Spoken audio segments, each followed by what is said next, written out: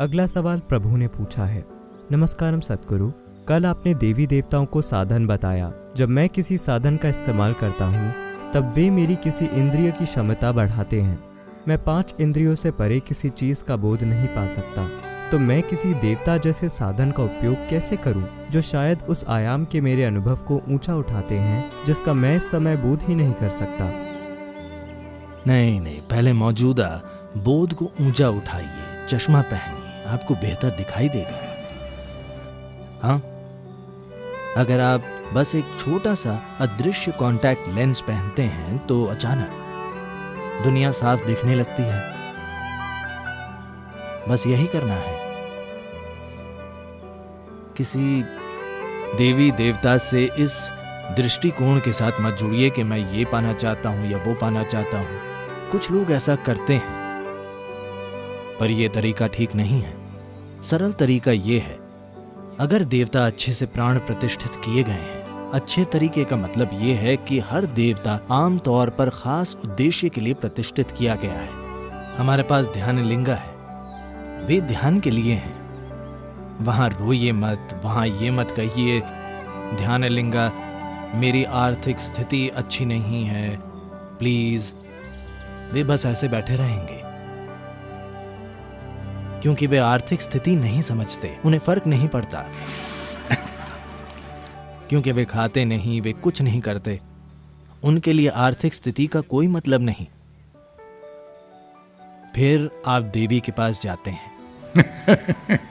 वहां आप रो सकते हैं क्योंकि देवी को इन चीजों की जरूरत है, वो समझती हैं।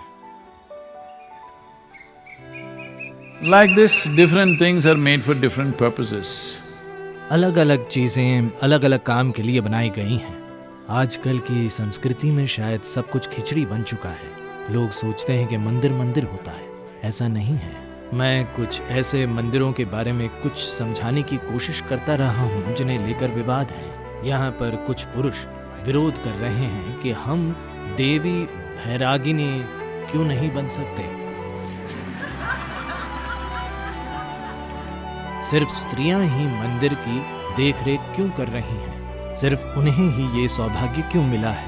ये लिंग भेद है। ये ऐसा ही है क्योंकि देवी इसी तरह प्राण प्रतिष्ठित की गई है। देवी को अपने आसपास स्त्रियां चाहिए, ये उनके लिए जरूरी है। उन्हें ऐसे बनाया गया है एक खास उद्देश्य के लिए। एक खास उद्देश्य के लिए प्राण प्रतिष्ठित करने का मतलब है प्रतिष्ठापन अलग अलग तरह के होते हैं। कुछ प्रतिष्ठापन ऐसे होते हैं जो सिर्फ गुंजायमान होते हैं, वे कोई फर्क नहीं करते। जैसे सूर्य कुंड में ऐसे ही लिंग हैं, वे कोई फर्क नहीं करते, वे बस कंपायमान हैं। वे पुरुष ऊर्जा के लिए स्थापित किए गए हैं, वे बस गुंजायमान हैं। उन्हें नहीं पता कि कौन आया है।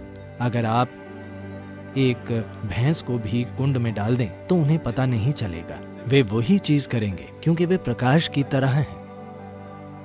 प्रकाश है, आप पढ़ सकते हैं, लिख सकते हैं, देख सकते हैं, आप जो चाहे कर सकते हैं, उन्हें परवाह नहीं है। प्रकाश बस फैलता है।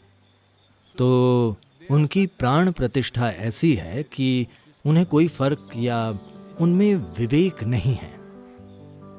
पर ध्यान लिंगा देवी इन्हें अलग तरह से बनाया गया है, उनमें विवेक है। अब मैं जो कह रहा हूं उसे शाब्दिक अर्थों में मत लीजिए। जब आप मंदिर में जाते हैं तो देवता जानता है कि आप कौन हैं। जानना यानी ये नहीं कि वह आपका या आपके पिता का नाम जानते हैं, हमें फर्क नहीं पड़ता। मैंने आपके पिता का नाम कभी नहीं पूछा।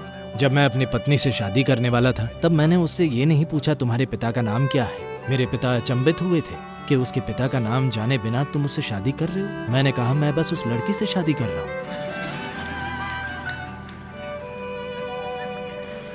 तो कुछ लोग हैं जो पिता का नाम और संपत्ति जानना चाहते हैं, उनकी आर्थिक और सामाजिक स्थिति जानना चाहते हैं क्योंकि वे किसी और चीज से शादी कर रहे हैं। तो हमने कई तरीकों से देवता को आपको पहचानने की काबिलियत दी है। इसे बहुत ही सूक्ष्म जटिल तरीके से किया गया है, ताकि वे किसी को भी उनकी ऊर्जा स्थिति के अनुसार, वर्तमान जीवन स्तर के अनुसार या विकास स्तर के अनुसार पहचान लेते हैं, उस तरह से। पर ऐसे दूसरे देवता हैं जो दक्षिण भारत में बहुत आम हैं, जो शायद आज उत्तर में खो गए हैं, जैसे कुल देवता होते हैं या कुल देवियां होती हैं, जिसका मतलब है A particular deity created for a particular kula. Kula means a smaller segment of a caste. एक खास देवता को एक खास कुल के लिए बनाया जाता है। कुल यानी जाति का एक छोटा सा हिस्सा।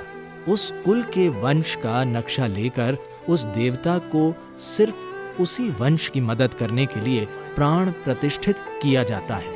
इसीलिए गांवों में झगड़ा होता है, क्योंकि दो कुल या जाति के बीच शादी का मतलब है कि उनका अपना देवता नहीं रहेगा, वे जाति से बाहर हो जाएंगे। वैसे अब ये सामाजिक मुद्दा बन चुका है और भद्दा हो गया है, ये एक अलग बात है, पर वाकई ये इसी समझ पर आधारित है, क्योंकि एक ऊर्जा रूप बनाया गया था जो उस वंश की सूचना का ध्यान रखता था। अगर कोई अलग कुल से आता है तो देवता उत्तर नहीं देंगे। ये चीजें बहुत ही वैज्ञानिक तरीके से अलग अलग उद्देश्यों के लिए की गई थी। आज भी कई शानदार प्रक्रियाएं हैं, पर ज्यादातर खत्म हो चुकी हैं। तो अब वैश्विक चीजें बनाना बेहतर है जो वंश पर आधारित न हो, बल्कि व्यक्ति के ऊर्जा के विकास पर आधारित हो।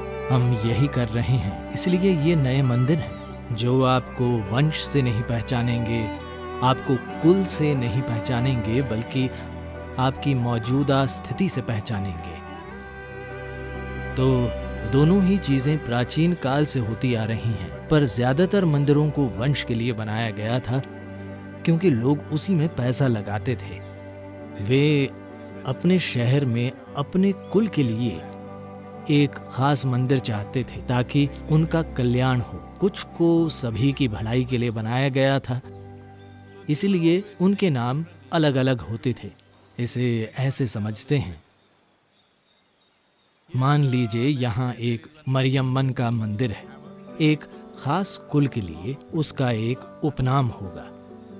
पर मान लीजिए कोई दूसरा मंदिर, जैसे काशी विश्वनाथ, ये विश्वनाथ हैं, यानी पूरी दुनिया के लिए। वे आपको वंश से नहीं पहचानते, वे आपको ऊर्जा के और विकास के अर्थों में आप फिलहाल जो हैं उससे पहचानते हैं। उसी तरह ध्यानलिंगा आपके वंश को नहीं पहचानेंगे। उन्हें परवाह नहीं कि आप अपनी माँ के गर्भ से आए या आसमान से गिरे, क्योंकि हम नहीं सोचते कि माँ के गर्भ से आने में या आसमान से गिरने में से कोई तरीका बेहतर है। आप कैसे आए इसका महत्व नहीं है, आप अभी कैसे हैं यही मायने रखता है। तो ये प्राण प्रतिष्ठा का एक अलग आयाम है। तो जब हम देवताओं और आपके बोध के विकास की बात करते हैं, तो आप वहाँ अपने बोध को बढ़ाने नहीं जाते, वहाँ एक प्रक्रिया करनी होती है। आप बस वो प्रक्रिया कीजिए, आप शायद विकसित हो जाएं। ओह, तो कुछ पक्का नहीं है, ऐसा नहीं है। ये इस पर निर्भर करता है कि आप कहाँ हैं, उसी हिसाब से ये आपको विकसित करेगा। अगर आपका ऐसा विकास हो जाए जिसके लिए आप तैयार न हो, तो विश्वास कीजिए आप पागल हो जाएंगे, दिमाग टूट जाएगा। अगर आपने वो चीजें देखी होती जो मैंने बचपन में देखी थी, तो आप में से कई अपना मानसिक संतुलन खो बैठते, क्योंकि मैंने हर तरह की चीजें देखी थी और मैं ऐसे बैठता था, और मेरे आसपास के लोग भी ये सोचते थे कि मुझे कोई मानसिक रोग तो नहीं, क्योंकि मैं इस तरह से हर तरह की असंभव चीजें देखता था। तो अगर आप कुछ ऐसा देखने का बोध विकसित कर लेते हैं जिसके लिए आपकी मानसिक और ऊर्जा संरचना तैयार नहीं है, तो आप बिखर जाएंगे। तो आपको किसी खास स्तर के बोध के पीछे नहीं भागना चाहिए। आप बस जाकर प्रक्रिया कीजिए। देवता ऐसे बनाए गए हैं कि उनकी बुद्धि आपसे ऊंची है। आप उन्हें अपने साथ काम करने दीजिए। आप बस वो साधना करें जो तय की गई है। यही तरीका है, यही कोड है। साधना कीजिए, देखते हैं आप कहाँ तक पहुँच पाते हैं। ये इससे तय होगा कि आप कौन हैं।